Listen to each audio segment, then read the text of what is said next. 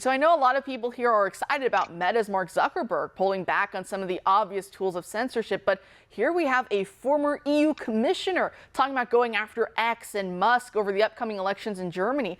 Is it safe to say that this fight for free speech, at least globally speaking, isn't over? No, it's just getting warmed up.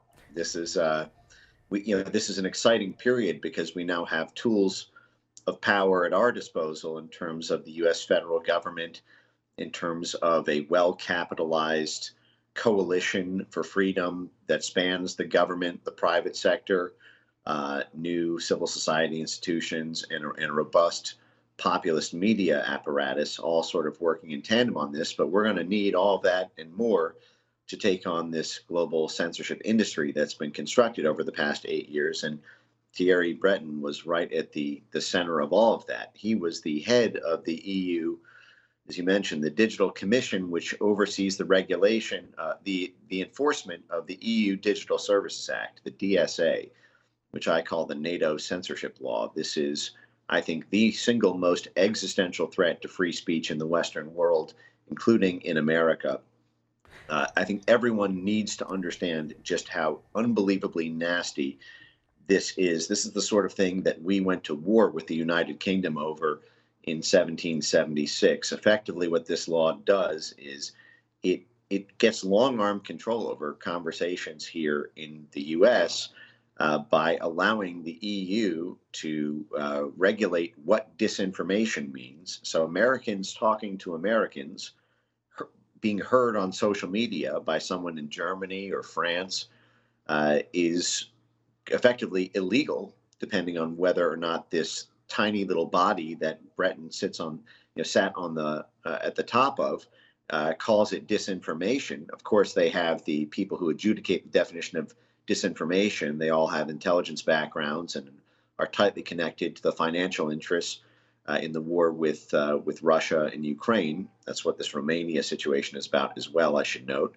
But it's a 6% global revenue fine on every social media company who doesn't toe the line of the European Union. And if they don't pay the 6% global revenue fine, they lose 550 million customers across the EU, which is the size of the EU market. And so they have U.S. social media companies over the barrel. And the only thing that can really turn that around is a State Department, effectively a delegation sent to the EU that fights back and threatens carrots and sticks, threatens sanctions, threatens trade regulations, threatens tariffs, threatens to tax and fine European companies operating in the U.S. You need robust, hardball negotiations and leverage applied. And unfortunately, over the past 4 years, the Biden administration helped the EU do this. They actually encouraged them to do it because they wanted to get control over the U.S. tech platforms to make sure they did not host pro-Trump content or pro-populist content in the EU.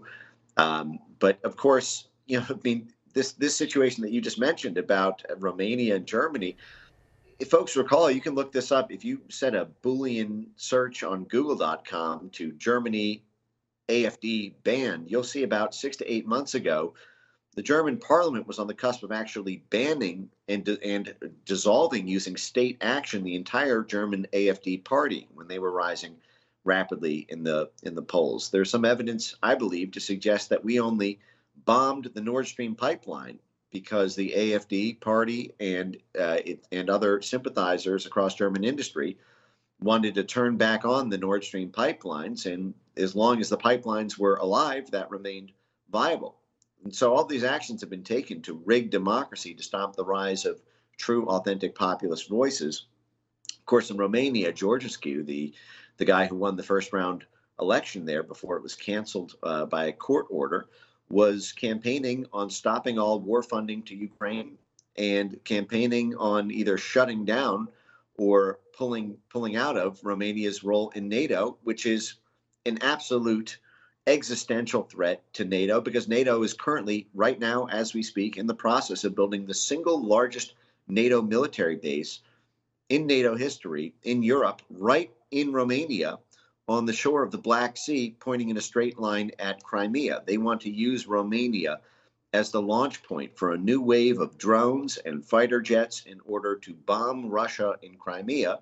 Romania, under Georgia's cue, doesn't want any part of it, so we are cooing him out of what looks to be his rightful place, according to the democratic vote of Romanian voters, because it's getting in the way of NATO's bottom line.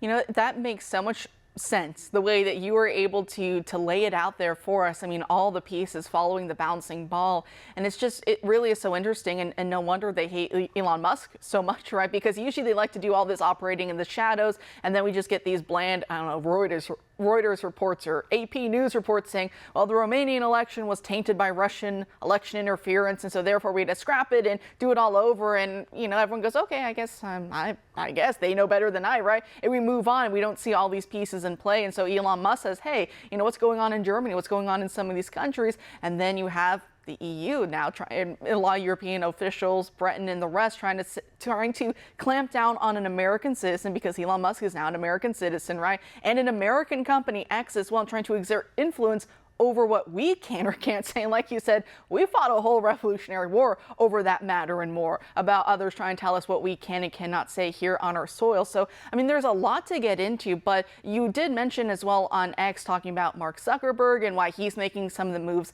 that he's making when it comes to the free speech battle here. And you say that Congressman Jim Jordan, his weaponization committee, looking into the matter, that he actually did a really great job at going after some of these tech bros, if that's what you want to call them. So what are we seeing on our shores, and what do you expect to see continue into Trump's new term? Well, I think I should stress up front that even the Mark Zuckerberg turn is motivated in significant part by this EU struggle. You heard Mark Zuckerberg complain several times on Joe Rogan that the Biden administration did nothing as the EU shook down $30 billion worth of fines against Meta and other U.S. tech companies, including Apple, Google, and others under the EU's Digital Strategic Autonomy Initiative and their enforcement of this Digital Markets Digital Services Act. They have been goring U.S. tech companies, and whereas U.S. diplomats will frequently threaten everything shy of war, I mean, we overthrew the government of Chile in the 1970s over them threatening the bottling operations of Pepsi Cola. I mean, it is not uncommon for us to topple governments to protect U.S. national champions. That is part of the job description of being a U.S. ambassador or diplomat, is that you protect U.S. interests by protecting U.S. corporations, and therefore the American worker, our GDP, our economy, which props up our national security. And so but it was actually the exact opposite. You know, the Biden administration milked Zuckerberg for all he was worth. I don't think Zuckerberg was a particularly political guy.